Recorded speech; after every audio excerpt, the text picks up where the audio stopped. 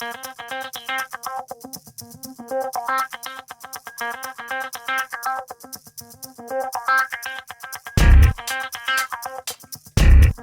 comme dans chaque discipline, la pratique du football nécessite un échauffement correct avant de commencer l'activité. Une durée de 15 à 20 minutes d'échauffement est conseillée. On essaye de cibler l'échauffement et de se préparer spécifiquement sur les régions des ischios, des adducteurs, des mollets et des quadriceps pour avoir un échauffement le plus spécifique possible et éviter toute survenue de blessure. Donc voici le premier des 4 exercices qui consistent à échauffer le footballeur de manière générale. Donc l'exercice se déroule par 2. Donc un joueur possède le ballon et trottine avec pour se préparer à l'effort et faire augmenter son rythme cardiaque. Le joueur qui ne possède pas le ballon, lui, effectue des mouvements généraux, talons-fesses, montée de genoux. Donc la possession de balle doit être de quelques secondes seulement.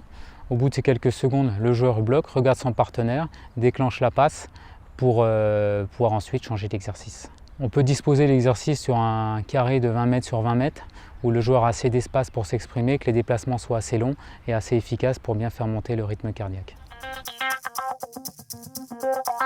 Le deuxième exercice est un exercice de proprioception qui vise à renforcer la zone de la cheville et du genou et de bien la préparer à l'effort. L'exercice se déroule par 2.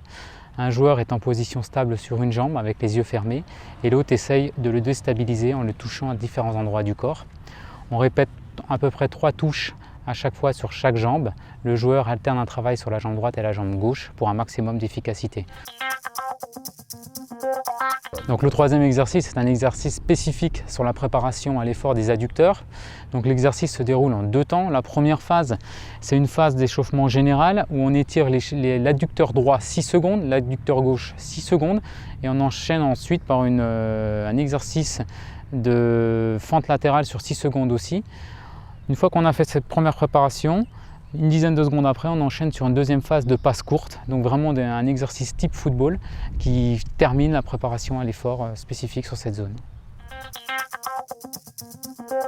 Donc le dernier exercice consiste à échauffer cette fois la partie des ischio-jambiers. Donc c'est un exercice spécifique que l'on appelle l'échauffement russe. Le travail se déroule par 2. Le joueur qui travaille est allongé sur le sol et le joueur qui l'aide à se préparer donc exerce une extension de la jambe vers l'avant pour effectuer une action excentrique sur le plan musculaire.